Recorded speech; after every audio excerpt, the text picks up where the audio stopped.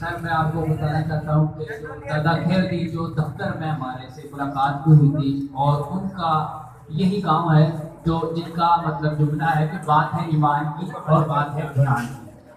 سر ادھر انہوں نے اسی جملے نے اور اس پہ یقین رکھتے ہوئے اس گاؤں نے سر اتنے محنت سے وہ تقریباً 1 کروڑ سے اوپر کی جو مسجد کی بلڈنگ تعمیر کی ہے، ان لوگوں نے اتنی محنت کی ہے کہ اس چھوٹے سے گاؤں میں جو غریب لوگوں کا گاؤں ہے، انہوں نے بہت زیادہ سپورٹ کر کے وہ مسجد تعمیر کی ہے۔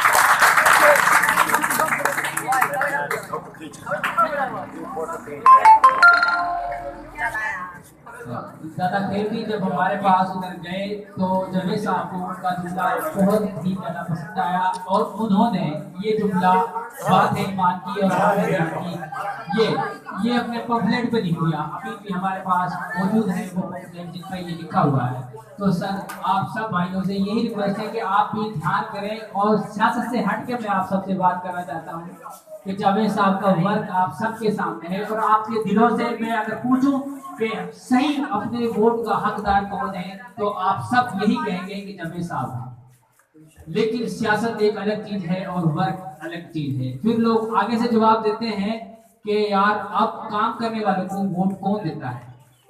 جاوید صاحب وہ ہستی ہیں کہ جنہوں نے ایک دن میں 1,37,000 غالباً جو ریگولر کیے ہیں، ایک دن میں 1,37,000 جو کیے ہیں۔ اور اگر ہمارے یہاں کوئی ایم پی اے یا ایم این اے آ جائے اور ایک گاؤں کو 2 یا 3 جاب دے دے تو پورا گاؤں میرے خیال سے اسی کا ہو جاتا ہے۔ تو سر یہ بہت بڑی ہستی ہیں اور ہمارے لیے نکلے ہیں، اور صرف غریب عوام کے مسائل کا حل کرنے کے لیے نکلے ہیں۔ تو آپ سب سے یہی ریکویسٹ ہے کہ جاوید صاحب کا ساتھ دیں، بی بی رابعہ جاوید جو کہ جاوید صاحب کی صاحبزادی ہیں اور ہمارے اس حلقے 138 سے ایم این اے کی امیدوار ہیں۔ میں ان کے ساتھ پی پی 176 کا ایم پی اے کا امیدوار ہوں۔ آپ سب سے یہی ریکویسٹ ہے کہ جاوید صاحب کو مد نظر رکھتے ہوئے، ان کے ورک کو نظر رکھتے ہوئے، ان کے جذبوں کو اور ان کی خدمات کو ان پر اعتماد کریں اور ان کو ووٹ دیں، اور کچرے پر مہر لگائیں اور اپنی قسمت کو چمکائیں۔